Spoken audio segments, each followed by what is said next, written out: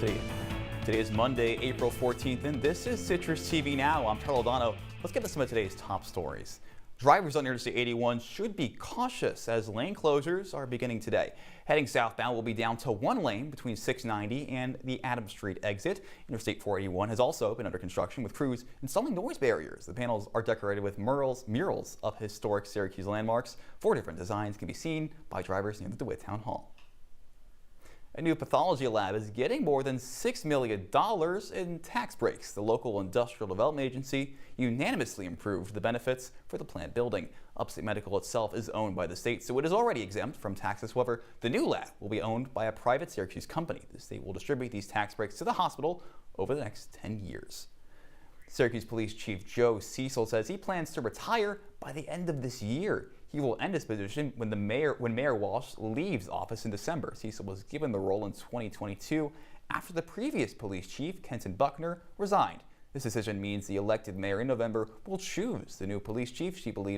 Cecil believes whoever takes up the mantle next should come from within the department. And in other election news, a former mayor in Manly is challenging the incumbent town supervisor for his seat. Republican Danny Liedka says he's running because community members tell him they are unsatisfied with the current board.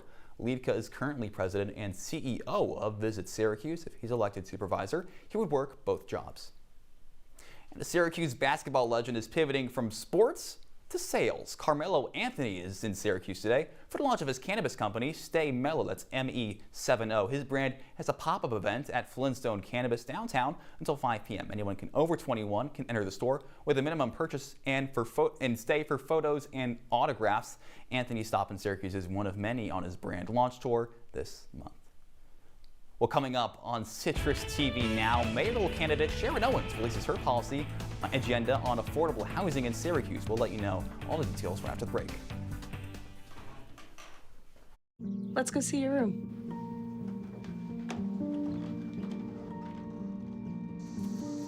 No, that's not right. How is it? Is it good?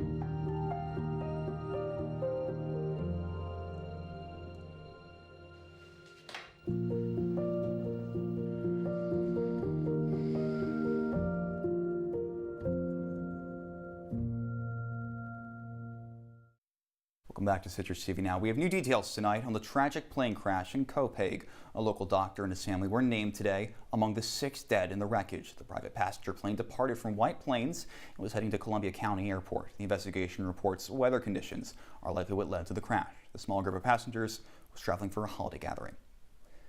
And mayoral candidate Sharon Owens released her policy agenda earlier today. She calls the proposal Thriving Neighborhoods, aimed at improving quality of life in Syracuse. She plans to invest in affordable housing by building 1,000 new housing units and demolishing vacant properties. State Senator Rachel May also announced her formal endorsement of Sharon Owens for mayor with the proposal.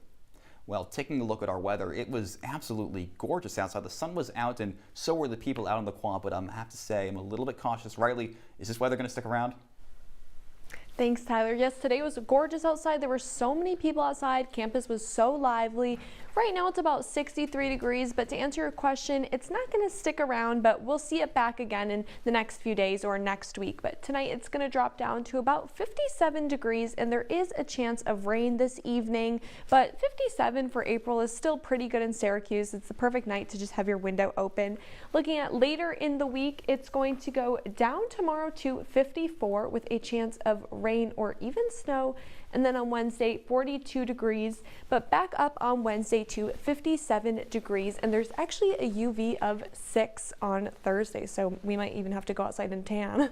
Tan in Syracuse? That sounds absolutely crazy. I know, in April. But like today, there were so many people on campus. I saw people with like hammocks in the trees and throwing a football. Now, did you do anything in the summer today?